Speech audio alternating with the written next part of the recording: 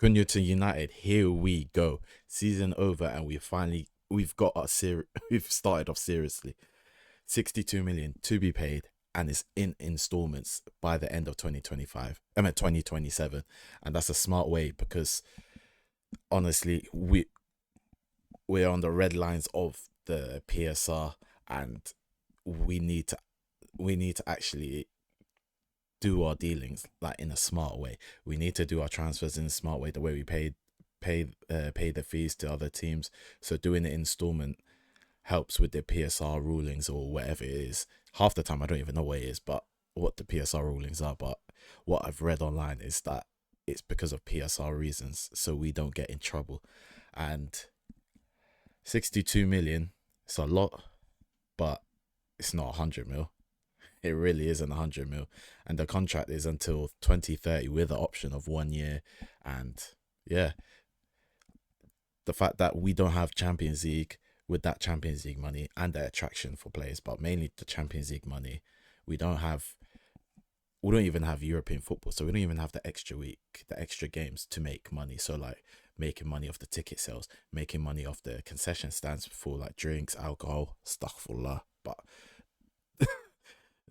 the drinks, the snacks, the food, whatever. There's no extra money off that. It's just Premier League football and FA Cup, and that's it. But even then, FA Cup and Premier League don't happen at the same time. It's 1 week Premier League, 1 week FA Cup. So either way, you're still getting the same amount. But this is why United have to be smart with their signings and with how they deal with their transfers. Every single deal has to have installments. We are not we can't afford to pay all at once. And the other thing to deal with the PSR is sell our players. Sell the dead weight. But I'll get into that later. But the contract is until 2030 with the option of 1 year. We're probably gonna trigger it because this guy's Premier League proven. I have no doubt that he will come good, regardless if United is good or crap. He will come good regardless. He's similar to Bruno in terms of how hard they work on the pitch and all that, and the fact that similar to Bruno, he's done a carry job for Wolves to help them stay up. 17 goals and 6 assists for struggling Wolves. It's crazy, especially when he was a striker and the number 10 at the same time. At times, Guedes was playing up front, but it was mainly Cunha just doing the carry job. 17 goals and 6 assists in all competitions for that bum ass Wolves team. And what does that tell you? Regardless if United is crap or good, he'll come out good because he's already been in an environment where they're struggling, where he had to do the job himself, and his output was amazing. And it's helped Wolves survive relegation. And same goes to Bruno. Bruno's output this season has helped United escape relegation. United escaping relegation. You know how mad that sentence is, but it's what happened. But Cunha, he can play in the. He basically he. We'd rather he play in the left hand. He's definitely not going to be a striker. Don't worry about that. Playing the left hand, passionate, works hard off the ball and on the ball. And the most important thing, he's a great ball carrier because we don't have players like that. We just have Ahmad. The rest can't carry the ball over unless it's Dorgu. But we don't need we need more in the middle players who can carry the ball over because Ugarte has a nosebleed when he's on the ball. Bruno doesn't have the legs. He was never built to carry the ball over. And Casemiro just doesn't have legs. That's pretty much it. And then we got striker who's just useless, who can't even hold the ball up. So even if we do somehow, some way, I'll be so pissed if we somehow still keep Hoyland. At least we have a ball carrying midfielder that helps us keep the possession. At least that does something. It covers a little bit of Hoyland's bullshitness. But he's also prem proven, been through a bunch of teams over the years. He was like a young talent, but he went through Leipzig, he went through Hertha Berlin, Atletico, didn't do well, struggled a lot during the years, and then has improved over the years, especially when he came to Wolves. And I think that's just good experience as well, in terms of he's got that he he's gone through that adversity, he's gone through that struggle, and now he's come out really good with a lower team like Wolves and just killed it. And he deserves a big move. I know it's United and it's a shit team, still a big move regardless. But the fact that he's played without striker because he was half striker, half number 10, basically playing a false nine unintentionally. It means that if we get a striker, and we do need a striker, we really need a striker. It he can work off well with a striker. I can imagine his playing style. He can work off so well with a striker. The fact that he drives the ball, can do the link up play with the striker, or the striker holds up the ball and he runs in behind because he's got the legs to do that, and then bounce it off of him and score. It's cash money basically. But if we have a good striker, a solid striker, I think his output in goals will go down because it will be more of the responsibility for the striker to score. But I think his output for assists will go up. The fact that he's got someone useful to bounce off of, someone to work with, at least. Because the whole of last season, the season before that with Wolves, just been doing it himself, and it, I don't need to see him with a striker to see that it will work out. It will work out with a striker. Speaking of a striker,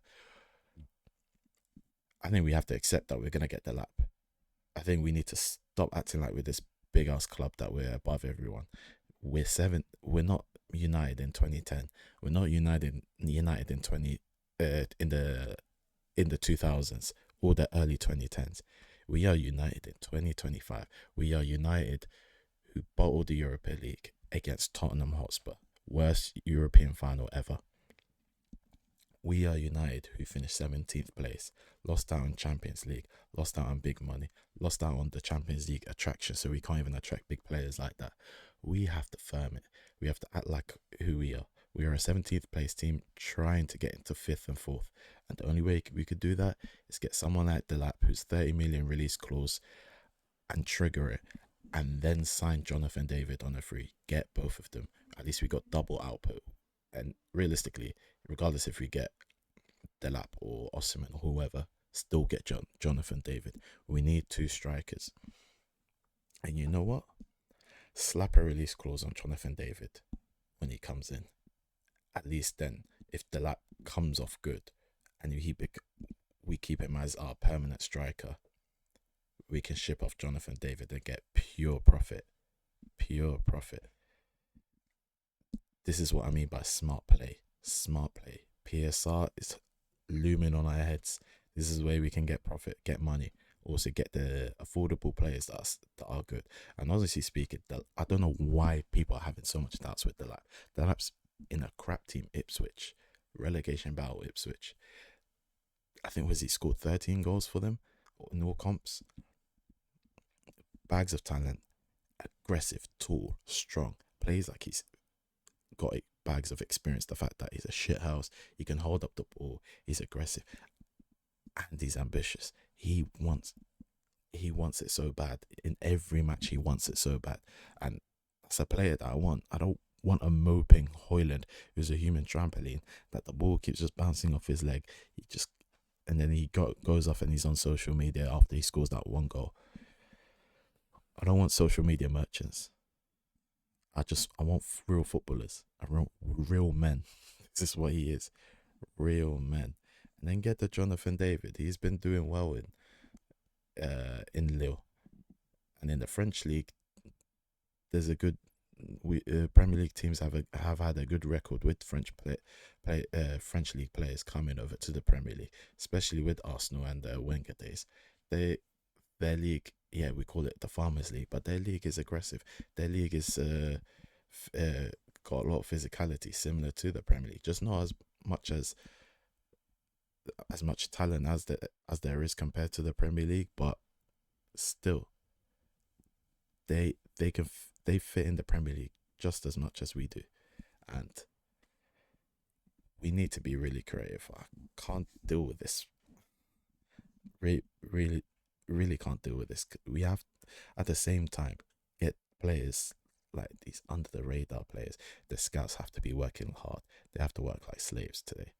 This whole transfer window, because We need to get those Sekou Kones, those Diego Leon type of players, the players that we've never heard of, but they come to the radar.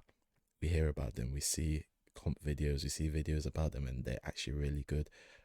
Bring them to the academy. Let them integrate themselves, and then we've got players for the future that can come in as well. We've got that conveyor belt. It's not only about signing players for the big money. It's not about signing players about for the here and now. It's about building the foundation. We are on a restart. We need to build our foundations. We need to actually fix this team for the future. It can't only just be the short term. Yeah, we need we need players for the short term, but we need to help ourselves for the long term as well. We can't be doing what we did before, signing big players that are 28, 29 years old that become washed, or signing players under 21s for 90 million who don't even suit our team, who can't even play in the Premier League.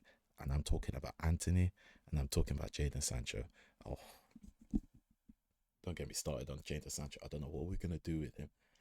But Anthony, I think we can get some decent money. We're never gonna make a profit off him.